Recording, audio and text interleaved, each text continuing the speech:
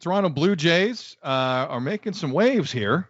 Every time I open up my Twitter timeline, McAuliffe, it's Jays. Ross Atkins online. Ross, first off, is Tiger Woods going to do this again? Is he going back to back?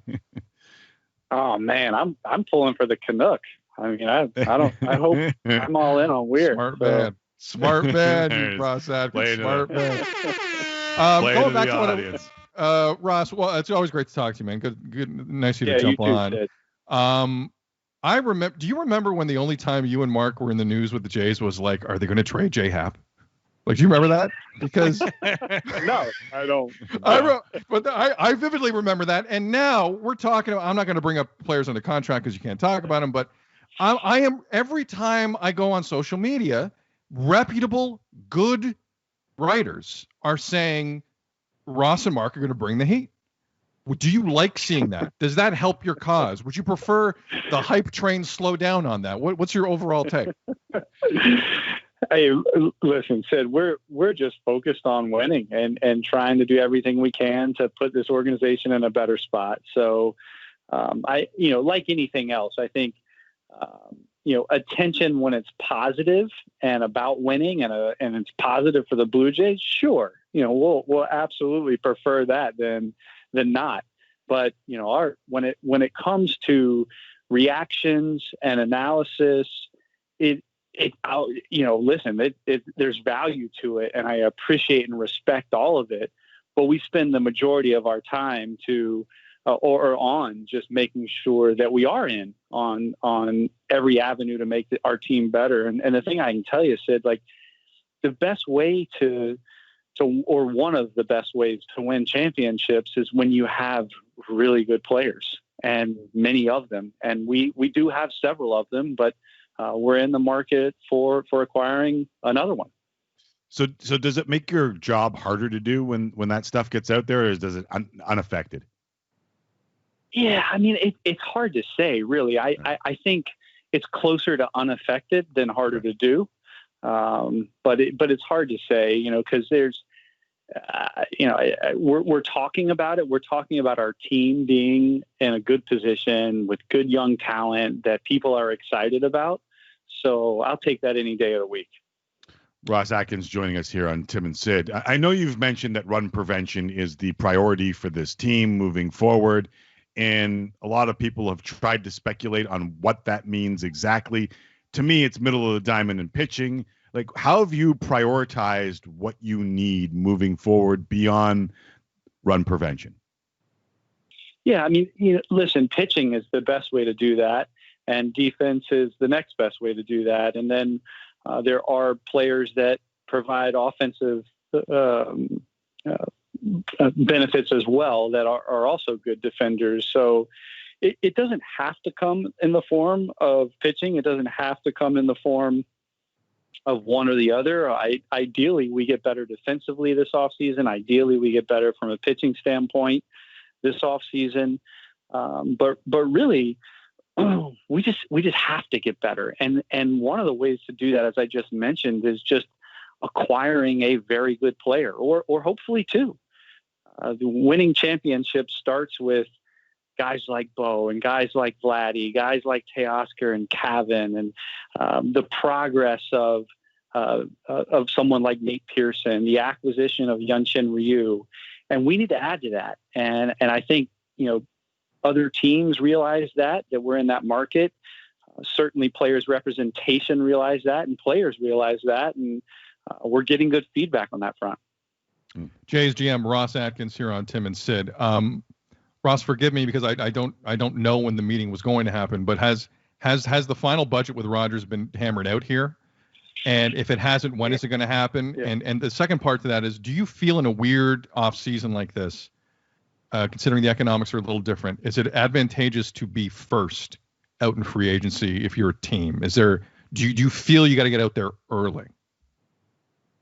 Yeah, to your first question, so the actual meeting where we have a concrete budget to move forward has not occurred. We are confident in our plan, and our plan has been communicated from many years ago. And the start of that spending in free agency obviously became a bit more aggressive last year. with some of the acquisitions that we made. And this will be another time that we take a big step forward. To the second part of your question on being aggressive or being first in the market, actually, I think there's a lot to that, as long as you've worked through, what your value is. And then if you can, then absolutely, because you have clarity.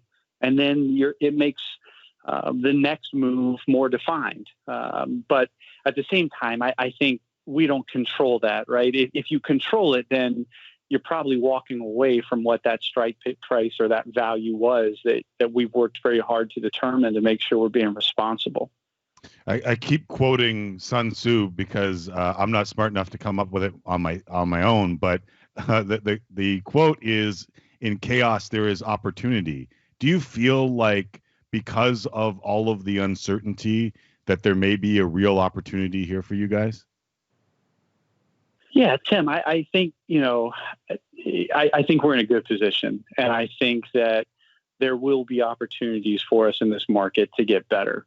So to use the word chaos would be, I wouldn't use that word. Obviously, we're in a very trying situation, but at the same time, we're in the entertainment business, and things are moving. The discussions are as they usually are, and the engagement with agents and players it's virtual, but as they usually are.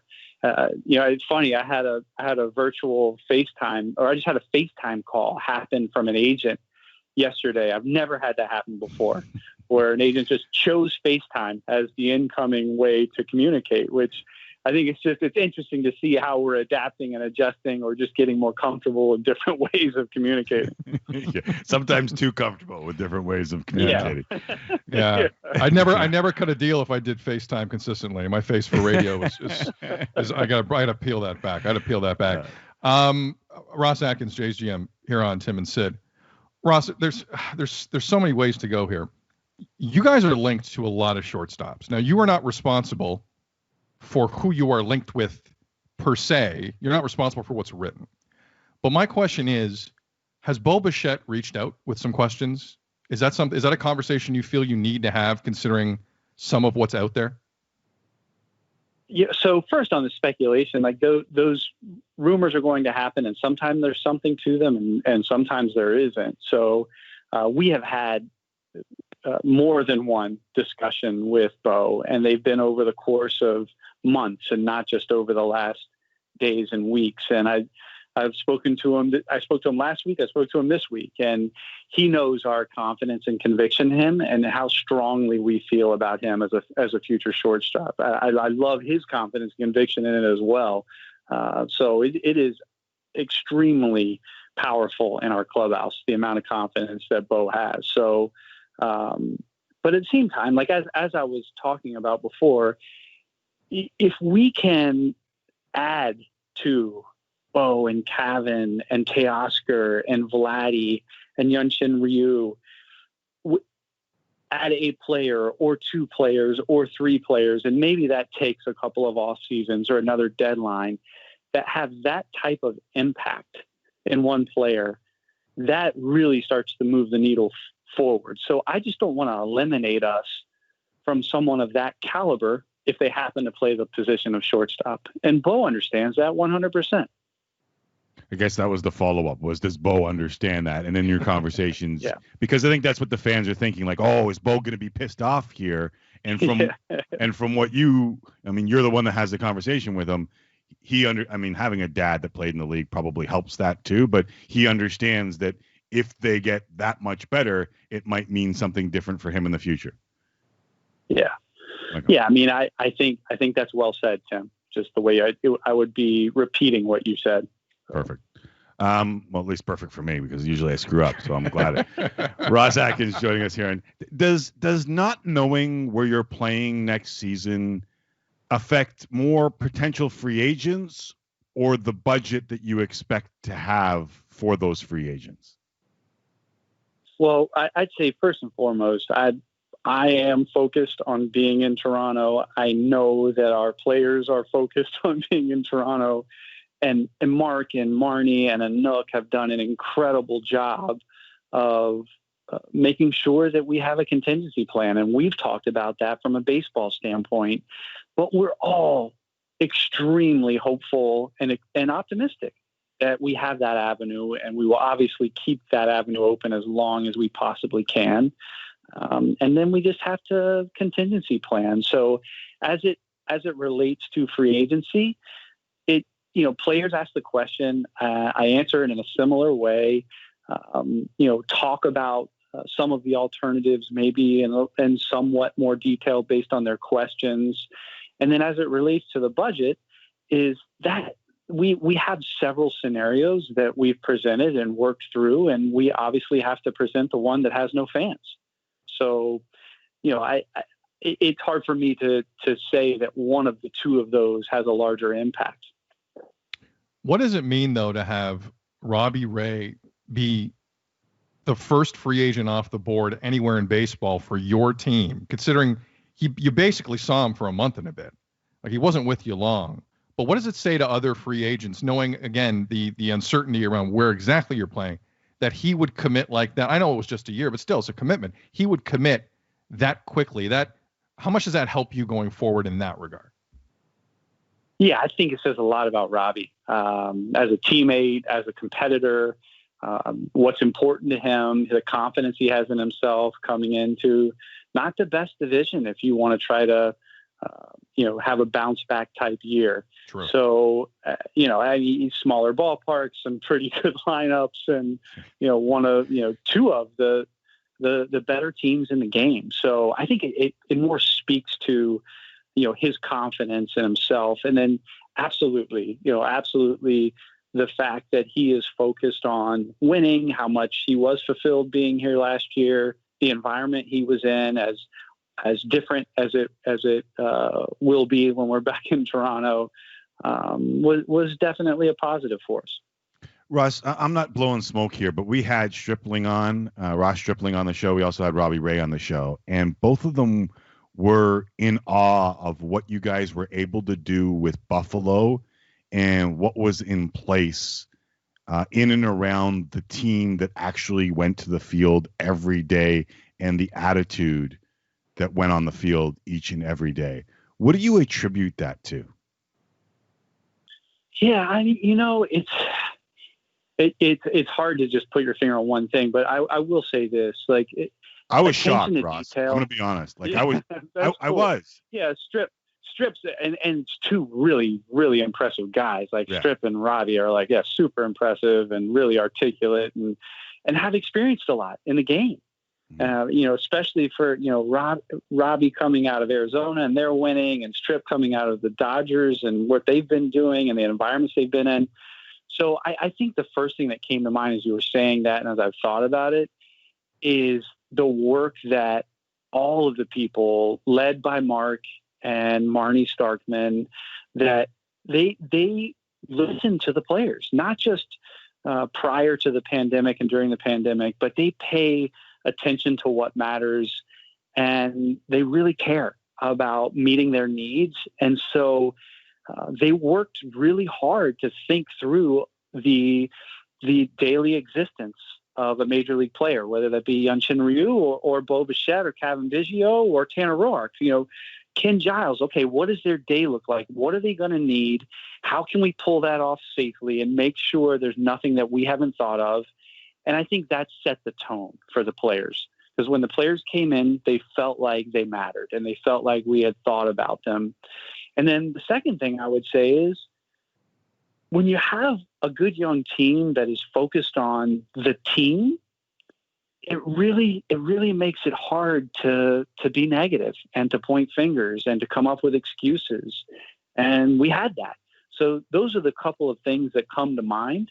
And it was certainly fulfilling in a lot of different ways. It was challenging, but it was fulfilling. Ross Atkins, GM of the Blue. Do it again.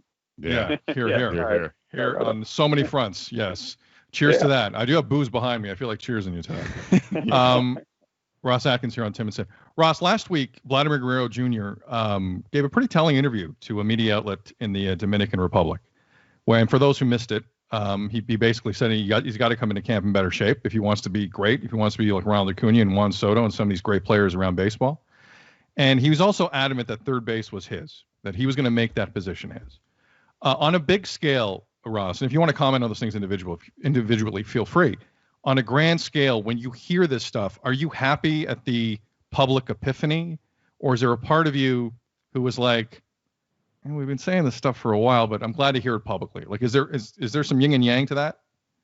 Yeah, well, first I would say, as long as it's authentic, then I'm all in on, whether it's public or private.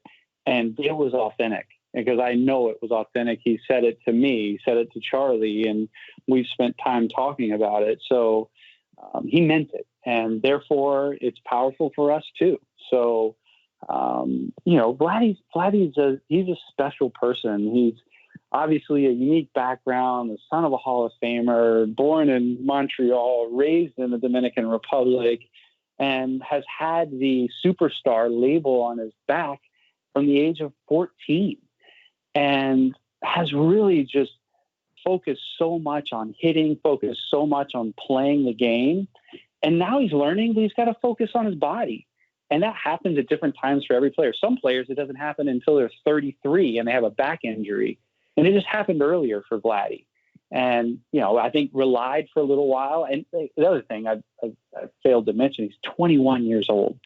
So if you think about all of those things and think about the position he's in, and I remember someone saying to me very early on in my career that, listen, life's not fair and professional sports are certainly not fair.